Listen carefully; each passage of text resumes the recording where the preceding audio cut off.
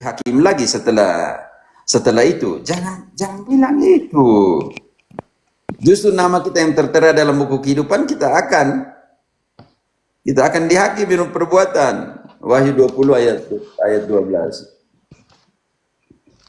Semua yang tertera dalam buku kehidupan, jangan pikir kalian tidak lagi dihakimi ya. Baca ini baik-baik.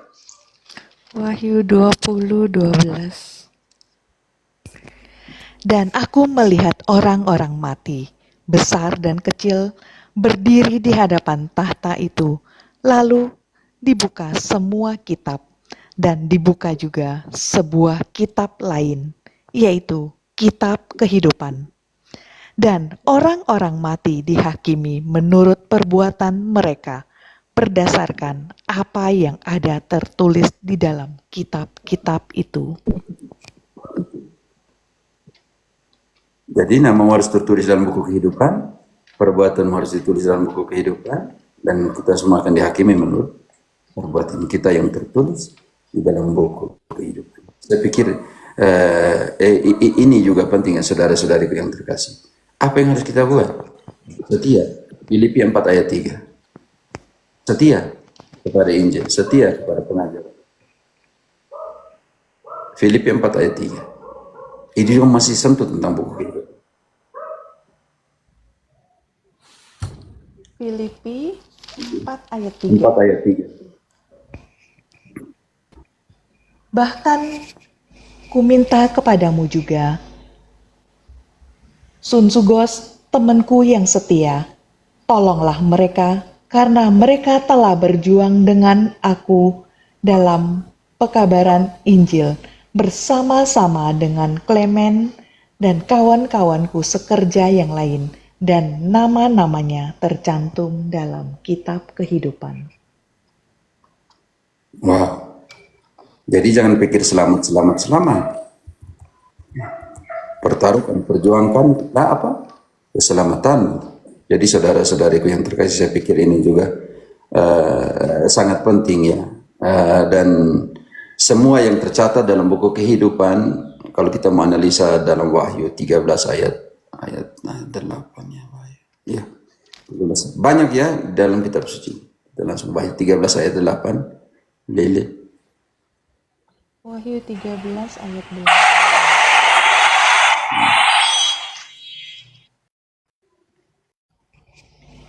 Dan semua orang yang diam di atas bumi akan menyembahnya, yaitu setiap orang yang namanya tidak tertulis sejak dunia dijadikan di dalam kitab kehidupan dari Anak Domba yang telah disembelih.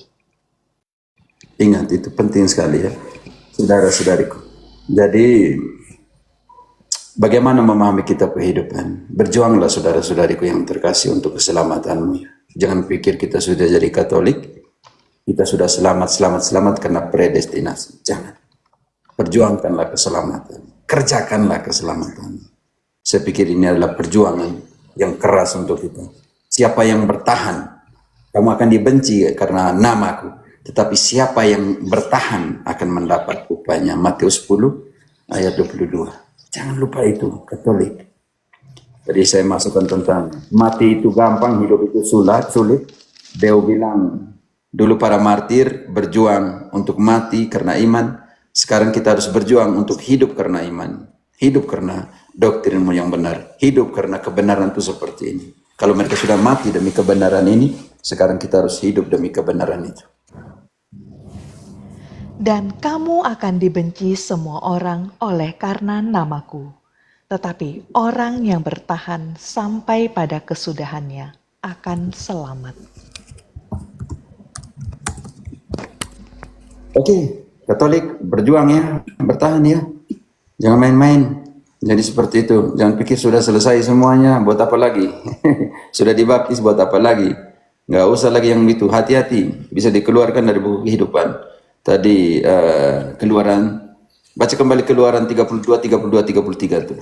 Dan baca kembali Wahyu 3 ayat 5. Apakah seseorang bisa dikeluarkan dari buku kehidupan? Makanya predestinasi gugur semua di sini. Mereka bilang sudah selamat dari sana, ditentukan. Hanya rahmat Tuhan menyelamatkan. Berdosalah sepuas tenagamu. Tidak bisa. kau bisa dikeluarkan dari buku kehidupan. Dan ingat, yang baca dulu itu, kalau namanya tidak tertera dalam buku kehidupan, nanti hasilnya seperti apa?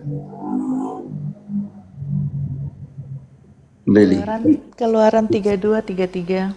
32:33. Keluaran Ya, 32:33. iya. Tetapi Tuhan berfirman kepada Musa, "Siapa yang berdosa kepadaku, nama orang itulah yang akan kuhapuskan dari dalam kitabku." 33. Permohonan Musa. 3:33. Tadi kan 32 ayatnya. Ini 3. Oh, Makanya tadi Lili, bab 32 ayat 32 sampai 33. oh ya, maaf Romo. Tadi 32:33. Tetapi sekarang kiranya engkau mengampuni dosa mereka itu, dan jika tidak, hapuskanlah kiranya namaku dari dalam kitab yang telah kau tulis. Tetapi Ingat. Tuhan Musa mempertahankan, memperjuangkan keselamatannya. Kalau umat Israel, kalau tidak, hapuslah nama saya dari kitab kehidupan. Kalau engkau tidak mengampuni mereka. Ini seorang gembala, seorang pemimpin yang berani mempertaruhkan kasih, cinta dirinya, yang tadi malam Lisa bilang egonya. Dia bilang begini, baca kembali ayat 32, penting sekali. Dan bagaimana Musa menghadap Allah bilang, saya jadi taruhannya. Kalau engkau menghapus mereka dari buku kehidupan, biarlah engkau hapus saya dari buku kehidupan. Karena Musa pikir orang lain. Musa pikir keselamatan untuk orang lain juga, bukan hanya untuk dirinya. Baca kembali ayat 32, ayat 33, Lili. 32 dan 33 ya. Tetapi sekarang kiranya engkau mengampuni dosa mereka itu, dan jika tidak, hapuskanlah kiranya namaku dari dalam kitab yang telah kau tulis. Tetapi Tuhan berfirman kepada Musa, "Siapa yang berdosa kepadaku, nama orang itulah yang akan kuhapuskan dari dalam kitabku." Bukan semua, setiap orang yang berbuat dosa. Ini yang menjadi persoalan. Karena itu Ibrani 10 ayat 26, barang siapa sengaja berbuat dosa. Ibrani 10, 26. 26, 27. Sebab jika kita sengaja berbuat dosa, sesudah memperoleh pengetahuan tentang kebenaran, maka tidak ada lagi korban untuk menghapus dosa itu. Tetapi yang ada ialah kematian yang mengerikan akan penghakiman dan api yang dahsyat yang akan menghanguskan semua orang durhaka. Dan ingat baik-baik itu. Protestan, kalau kalian sengaja berbuat dosa, tidak ada lagi korban penghapus dosa berikut. Yang Katolik, masih ada sakramen rekonsiliasi. Gunakan Katolik ya, sakramen itu. Oke, sekarang Wahyu 3 ayat 5. Apakah seseorang bisa dikeluarkan? Iya, Keluaran bilang begitu. Iya, kenapa? Karena berbuat dosa. Dan sekarang, tadi Ibrani bilang, kalau kalian sengaja berbuat dosa, walaupun sudah mengenal kebenaran, tidak akan ada korban penghapus dosa berikut, melainkan dibuang ke tempat penantian untuk penghakiman yang dahsyat dan api yang menyala yang membakar. Oke, sekarang Wahyu 3 ayat 5. Wahyu 3 ayat 5.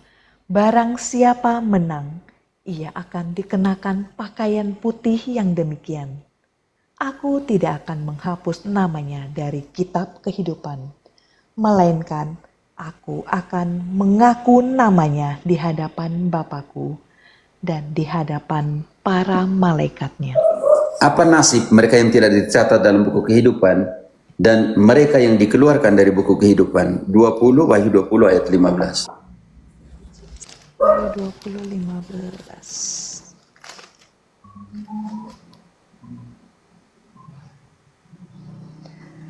Dan setiap orang yang tidak ditemukan namanya tertulis di dalam kitab kehidupan itu, ia dilemparkan ke dalam lautan api itu. Hati-hati Protestan.